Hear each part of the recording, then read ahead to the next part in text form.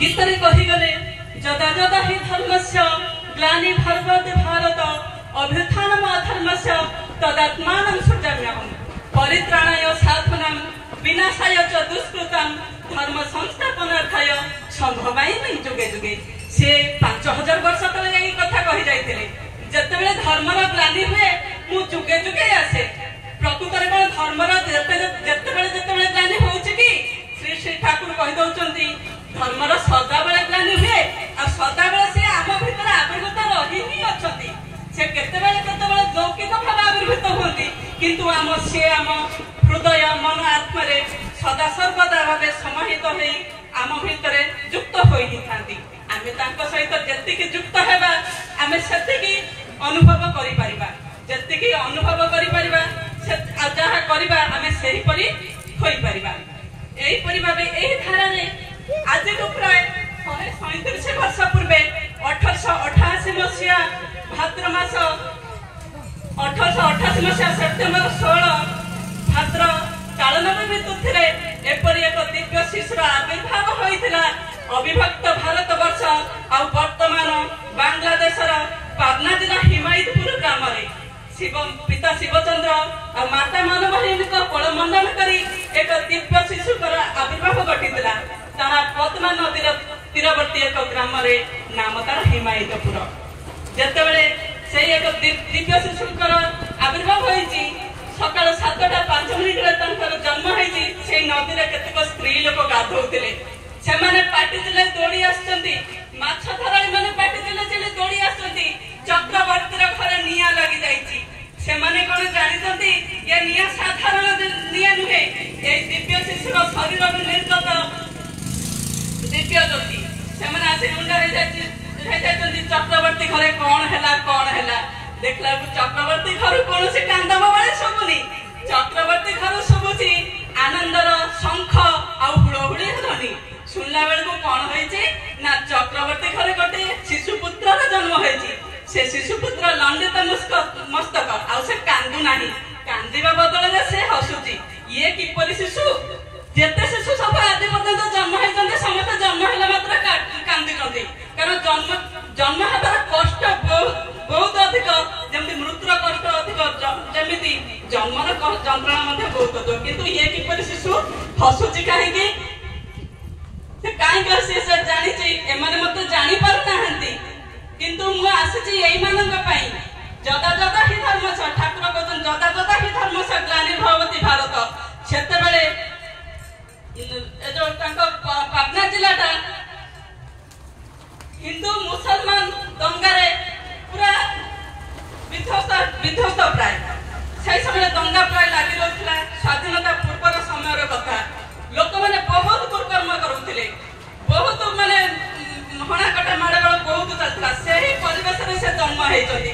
परवर्ती समय रे ठाकुर मन दुख करी कहउचंती मोर आसीबाटा ठीक जगह हेलानी कारण से तो उद्धार करे को समस्त के आसीचंती ना से काहे के कहउचंती मोर आसीबाटा ठीक जगह हेलानी कारण से जहा जहा हमको जते पर्यंत सिखाई पारि थाते बहुत सिखाई जाइछंती तथापि जति जहा हमें तांकर आहुरी आहरण करि परथांते से समय परिवेश आ परिस्थिति रे ताहा होई परिला नाही।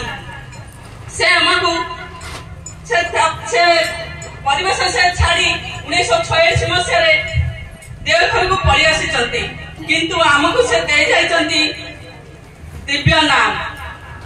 से नाम तांको मां पाइथिले तांको गुरुଙ୍କ ठारू स्वप्न रे जाके हुजूर महाराज ठाकुर आसिया पूर्वरु जने गुरु साधना माध्यम रे सेही नाम पाई जाइथिले।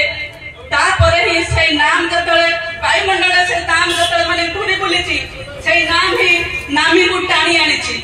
श्री श्री ठाकुर कहउचंती मु जतबेले सूर्य मध्य देके आसिली सेतबेले सूर्यर मध्य भाग एते गरम नुहे आमे सब बाबू सूर्यर मध्य भाग गरम किंतु नाही से को सूर्यर मध्य भाग गरम नै मु केते केते ग्रह नक्षत्र मध्य देई आसीची आ जेतेबेले सेही सब स्थान देई मु आसुथली से माने किछ संगीत गान करूथले मते सुबुथला स्वागतम स्वागतम मोरे एटा मने अछि तेनु जेता से ग्रह नक्षत्र माध्यम देई आसीथले सेठाकर प्राणी माने तांको स्वागतम स्वागतम कहउथले। आज को 137 वर्ष हो गला ठाकुर जन्म ତାଙ୍କର ଜନ୍ମ ଦିବସ ପ୍ରଥମେ ପାଳନ କରାଯାଇଥିଲା ବୋଧେ ତାଙ୍କୁ ଯେତେବେଳେ 26 ବର୍ଷ ହୋଇଥିଲା। ତାପର ଠାରୁ ତାଙ୍କର ବହୁତ ମାନେ ଉଠାପଡ଼ାର ପରିବେଶ ପରିସ୍ଥିତି ବିଷୟରେ ତାଙ୍କ ଜନ୍ମଦିନ କେବେ ବନ୍ଦ ହେଇନି। ତାଙ୍କ ଲୌକିକ ଦେହର ଅବସାନ ହୋଇଛି କିନ୍ତୁ ଆମ ଜନ୍ମଦିନ ଆମେ ପାଳନ କରି ଆସିଛୁ। ସେତେବେଳେ ସେ ସ୍ୱାଗତମ ସ୍ୱାଗତମ ସଙ୍ଗୀତ ଶୁଣିଲେ ଆଜି ଆମେ କେତେ ଆନନ୍ଦର ସହିତ କେତେ କୀର୍ତ୍ତନ ତାଙ୍କ ପାଇଁ ଗାଉଛୁ, କେତେ ଆମେ ଆନନ୍ଦ ଉତ୍ସବ କରୁଛୁ। ଠାକୁର ସିନା ଲୌକିକ ଦେହରେ ନାହାନ୍ତି କିନ୍ତୁ ସେ ସବୁବେଳେ ଆମକୁ ରକ୍ଷା କରିବା ପାଇଁ, ଧର୍ମର ରକ୍ଷା କରିବା ପାଇଁ ଆମ ଭିତରେ ସବୁବେଳେ ଚିର ବିଦ୍ୟମାନ ଅଛନ୍ତି। ଆମେ ସବୁବେଳେ ସେ ଚାହାନ୍ତି ଆମେ ସବୁବେଳେ ତାଙ୍କ ନାମ କରୁ।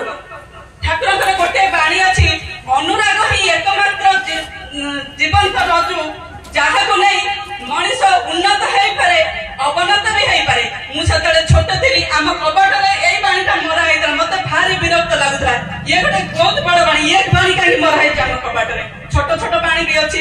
ସେତେବେଳେ ବୁଝି ପାରୁନଥିଲି ଅନୁରାଗଟା କଣ, ଅନୁରାଗ ମାନେ କଣ। ଯେତେବେଳେ ଧୀରେ ଧୀରେ ବଡ ହେଲି, ଯେତେବେଳେ ବିଭିନ୍ନ ପ୍ରକାର ଅଭିଜ୍ଞତା ଜୀବନରେ ଆସିଲା, ସେତେବେଳେ ଜାଣିଲି ଅନୁରାଗ ହିଁ ଏକମାତ୍ର ଜୀବନ। ଆମେ ଯାହା ପ୍ରତି ଯେମିତି ଅନୁରାଗ ରଖିବା, ଯୋଉ ଜିନିଷ ପ୍ରତି ଆମେ ସେଇପରି ହେଇଯିବା। ଆମେ ଯଦି ଉତ୍ସାହ ପ୍ରତି ଅନୁରାଗ ରଖିବା, ଆମେ ଉତ୍ସାହର ସବୁ ଗୁଣ ଆମ ଭିତରେ ଆସିଯିବ। ଆମେ ଯଦି ତାର ଉତ୍ସକୁ ନ ଧରିବା ଆମେ ନିଶ୍ଚୟ ନିଚରେ ପଡିବା।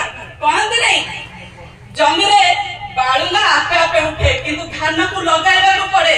ସେଇଥିପାଇଁ ଯାହା ଯାହା ଭଲ ଗୁଣ ଆମେ ତାକୁ ନିଜକୁ ଅଭ୍ୟାସ କରିବାକୁ ପଡେ। ଖରାପ ଗୁଣ ନହେଲେ ଆପେ ଆପେ ଆମ ଭିତରେ ଆସିଯିବ। ସେଇଥିପାଇଁ ଉତ୍ସକୁ ଜବରଦସ୍ତ ଧରିବାକୁ ହୁଏ, ନା ଜବରଦସ୍ତ କରିବାକୁ ହୁଏ। ଆମେ ଯଦି ଉତ୍ସକୁ ମାନେ ଦୃଢ ଭାବେ ନ ଧରିବା, ନିଜର ଯେତେ ପ୍ରଭୁତି ଆମକୁ ମାଡି ବସିବ।